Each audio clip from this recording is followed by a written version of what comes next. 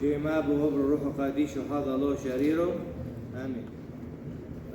After we heard the Bible today, my beloved, about the prodigal son, today, my beloved, as we are his workmanship again, we are called for friendship with God.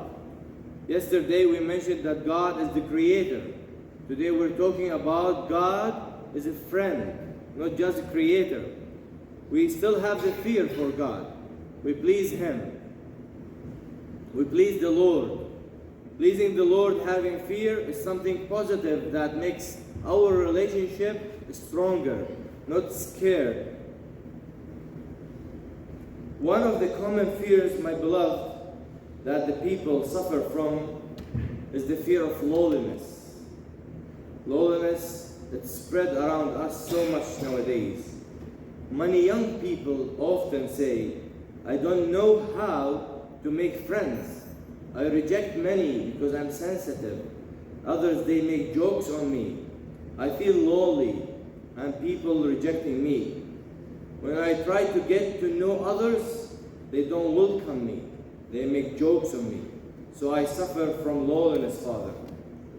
Friendship, my beloved, is a natural human need. It's a need for every person. The Bible talks about friendship a lot. We could see when Adam was alone, God created to him a woman to be a partner, a friend, and a beloved.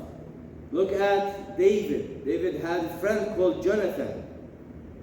Elijah and his disciple Elisha.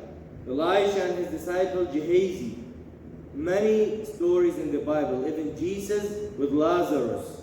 We could see that the Bible is talking with us personally about this need. But not every time I need a friend, I find one, especially in these days we live. It's an evil generation. Sin is everywhere.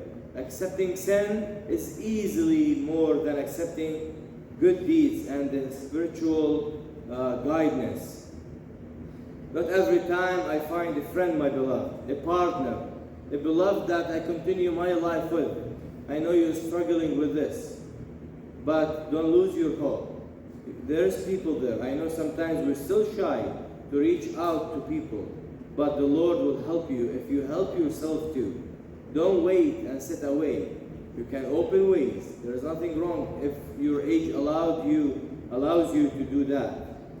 Because sometimes even we look and we feel that person is right for us because we have a need. It doesn't mean this person is ours, is who must be our partner, our beloved.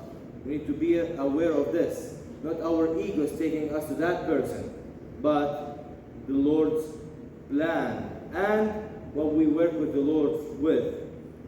Many people around us, they are asleep, they're eating, studying, working, and being with their families, and not always available to us. But today, and the truth to be said, that there's someone who's always unlimited, 24/7, is there for you as a friend, which is God. He's there. You could feel him. I heard from many of you, how can you speak with him? How can you feel him close? Now can God, who's the creator, we feel sometimes he's far, with a big power, really be a friend? Yes, actually. He wants us to be his friends. He asks us to be his friend, as Romans 10:21 says, I have reached out to people all day long, even though they don't listen to me. Who do you think is reaching out? God or us? Many times he reaches us, we refuse him. Later on, Revelation says, I stand at the door and knock. If anyone hears my voice and opens the door, I will come in and eat with that person, and they with me. Believe me, guys, the Lord is always there with us. He's waiting us to open the door. Sometimes we go far from him. We don't know why. Maybe we saw that with our parents. Maybe we saw it in the society, that they don't go closer to the Lord. But don't do the same mistake. Ask him, talk with Him, feel Him. He could reach you easily. He who created you. Do not limit the Lord, because the Lord wants you to be a friend with Him. My beloved, I put 5 forms of friendship with God. The first one, usually I could see that many of us don't know what to pray. They just sit, confused, thoughts, feelings takes them from here and there. Could I say anything if I stand in front of the Lord, in front of icon? Yes, anything you could say. But if you don't have anything yet, you can't just stay there. Look at Him, stare at Him, look at His eyes, talk with Him, tell Him, Lord, I love you. I don't know what to say. Please speak in me. Tell me what to say to you. Teach me how to love you. Teach me how to be with you. Even if you don't have these words, it's okay. Just sit there. This time will be accepted and will be a purification for yourself. St. Anthony, one day, he's the head of the monks in the desert. All the monks comes to him, people comes to him from everywhere to ask about different matters.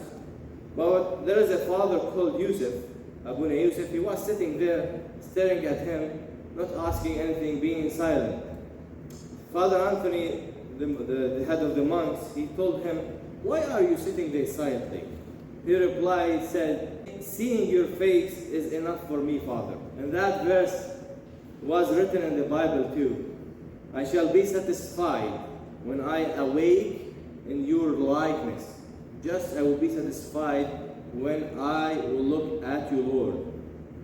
Meaning that this lowliness will be vanished, disappear if you do this every day. Secondly, my beloved, speciality. Look in Exodus 33:11 what says. So the Lord spoke to Moses face to face, as a man speaks to his friend. I think many of us didn't realize this verse in the Bible. We always remember that Moses saw a little bit of his glory, and who sees the glory of God will die. But here it says, speaking face to face with the Lord, and speaking like friends. Look at Abraham and Sodom and Gomorrah.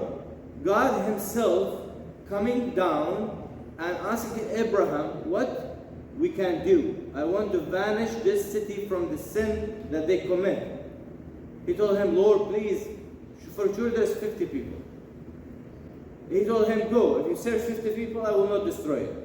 He went, he didn't find 40, 30, 20, 10. He couldn't say anything, Abraham. But the Lord heard him. Even the Lord knows everything. He created everything, knows every detail.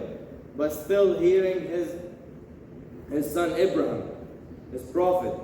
Another example, we could see Moses. Moses went out to receive the 10 Commandments on the mountain. What happened? He comes after 40 days, the people are worshiping a calf, a golden one. He was so angry and upset that he broke the tablets of the law in anger.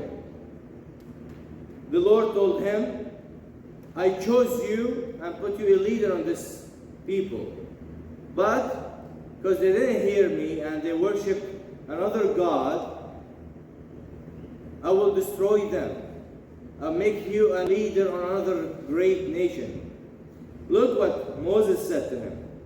If you will not forgive their sins, I pray, blot me out of your book which you have written, which we do as priests in the altar, through the sacrifice, as Lord, forgive their sins. Do not accept it. Look, the Lord went back on what He wanted to decide because the request of His friend Moses. As priests, we do the same. You could do that to your work, to your family, to your friends. You could ask, Lord, please do not do anything because of their sins. Forgive them. Lord, accept them. Fill them with your grace. We don't deserve anything. The third form I would like to speak about, simplicity. There is a child, his parents always arguing and fighting. He went upset to his room, close his room, and start praying. He said, God, let me tell you a secret. Mom and Dad can't hear me now. They are always arguing, and I am crying and I don't know who to speak with. Can you solve this problem for me?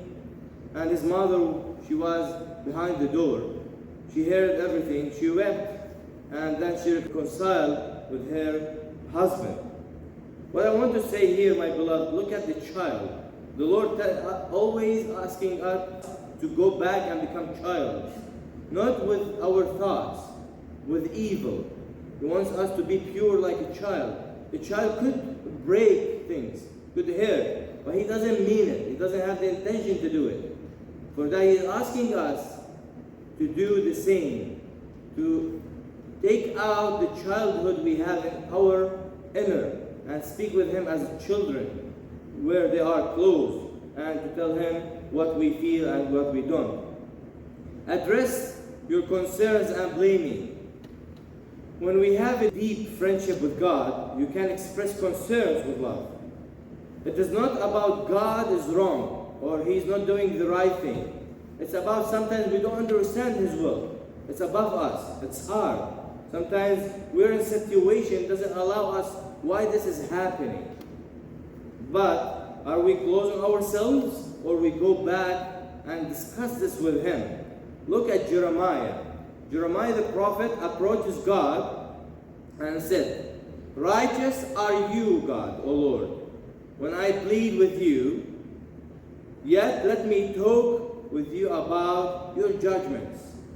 Why does this way of the wicked prosper? He's telling him, you are my God. I can't judge your judgments. You are always righteous. But please, Lord, take me on my brain size. I can't understand it. Why they prosper? Look at David, also said once, why you stand afar off, O Lord? Why do you hide in times of trouble? God is not afraid, my beloved, of your questions. Sometimes our feelings takes us away from him. We don't feel because we are hurted. We're overwhelmed. But we need to remember that the Lord is there for us. Never ever of the fathers of the church or anyone told us that if we go to the Lord, we'll come back empty. I will bring the last form, which I call it companionship. After your friendship with God becomes so deep, what happens? You reach to the level of companionship. You become so accustomed to speaking with him that you will end up praying without ceasing. There is a priest, a monk priest, has a contact number called My Love. And you know monks, they don't get married. When they write something, My Love, when somebody else says it, will have some doubts, right? What's going on? And what happened there, after he passed away, they opened the phone and they saw that My Love is speaking with God, and God is My Love. And he's sending to himself back. If you could try it, you could use it in WhatsApp or any message to write to yourself back, right? But you call yourself My Love, and you're speaking to the Lord. And every time he's sending messages to the Lord, he doesn't have the ability to speak like face to face, but he found a way to speak with the Lord. He sent messages, Lord, I struggle with this today. I need you with this. I feel this, Lord. I don't feel you with me. Lord, thank you. In the end, they found a message that says that he reached the companionship, that he's asking the Lord 5 days ago or something, and second day, he's sending a message to the Lord thanking him. Thank you, Lord, for accepting my request and doing what I asked you for. 4 days before the date must happen. Look at the friendship that he has, the companionship. Look how he close to the Lord. That even though things must happen in a day, he's asking and he's thanking him that he accepted what he asked for and did it ahead of time. My beloved, God is a really a true and beloved friend. Do not waste or take away far from you these blessings. And really, He is the best. Amen.